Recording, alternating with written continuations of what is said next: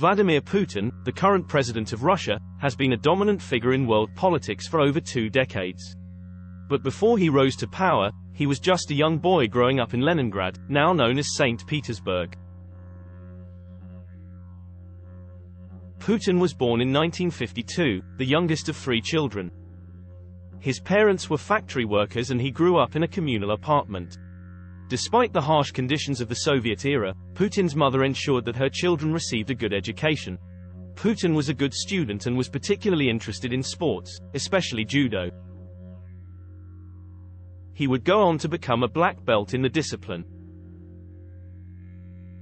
After finishing high school, Putin decided to pursue a career in law and enrolled in Leningrad State University. During his time at university, Putin became involved in political activities, joining the Communist Party of the Soviet Union. After graduating, he joined the KGB, the Soviet Union's security agency. Putin's time in the KGB would prove to be a crucial stepping stone in his rise to power.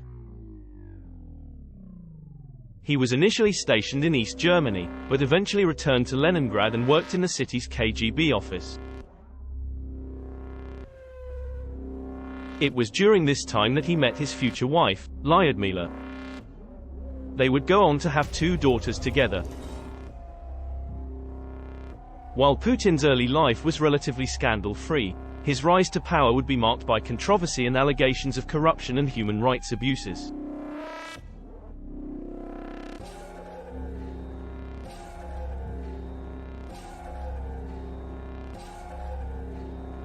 After graduating from Leningrad State University, Putin joined the KGB, the Soviet Union's security agency. He was initially stationed in East Germany, but eventually returned to Leningrad and worked in the city's KGB office. It was during this time that Putin began to develop a reputation as a loyal and efficient agent. He rose through the ranks quickly and was eventually promoted to the rank of lieutenant colonel. As the Soviet Union began to collapse, Putin decided to leave the KGB and entered politics. In 1990, he became an advisor to the mayor of St. Petersburg, Anatoly Sobchak. During his time in the mayor's office, Putin was responsible for attracting foreign investment to the city and helping to modernize the local economy. He quickly gained a reputation as a pragmatic and effective administrator. In 1996, Putin was appointed as head of the Federal Security Service, the KGB's main successor agency. He was also appointed as a member of President Boris Yeltsin's inner circle, serving as his chief of staff and later as his national security advisor. As Yeltsin's health began to deteriorate, Putin increasingly took on a leadership role in the government. In 1999, Yeltsin appointed Putin as prime minister and later that year, Yeltsin resigned and Putin became acting president. Although Putin's early years as prime minister were seen as relatively scandal-free, his rise to power would be marked by controversy and allegations of corruption and human rights abuses.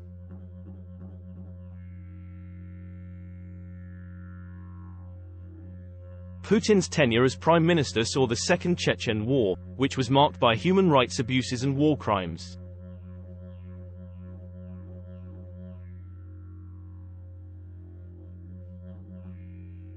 In 2000, Putin was elected as president of Russia, succeeding Boris Yeltsin. He inherited a country that was facing economic and political instability, and he set out to stabilize the economy and assert control over the oligarchs who had amassed tremendous wealth and power during the Yeltsin era.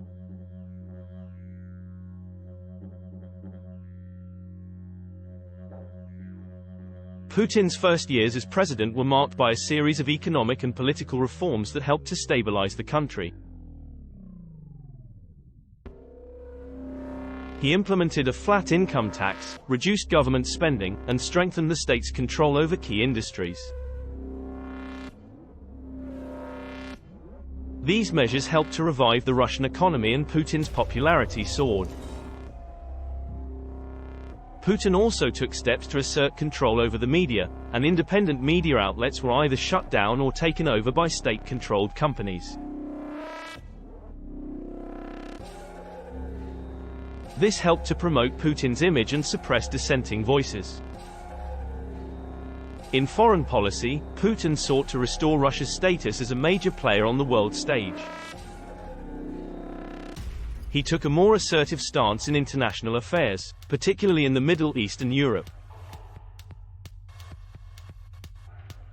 Putin's leadership during the war on terror and support for the US in Afghanistan and Iraq helped Russia to be seen as an important partner in the fight against terrorism.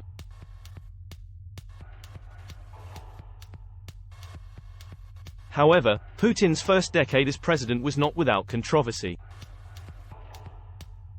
The war in Chechnya, which began in 1999, was marked by human rights abuses and war crimes.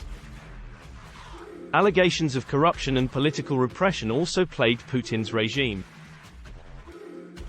Putin also faced criticism for his handling of the Beslan school hostage crisis, in which more than 300 people, mostly children, were killed.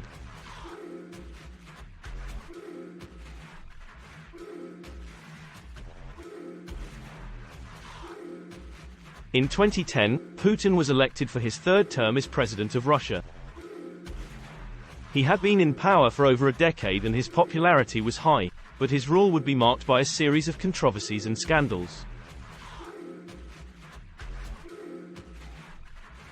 In 2012, Putin returned to the presidency after a 4-year stint as prime minister. He took a more assertive stance in foreign policy, particularly in the Middle East and Europe. Putin's support for the Syrian government and his annexation of Crimea in 2014 drew international condemnation. Domestically, Putin's regime faced allegations of widespread corruption and human rights abuses.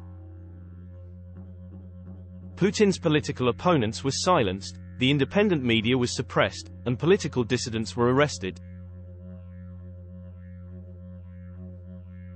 In 2011 and 2012, Putin's regime faced large-scale protests against his rule.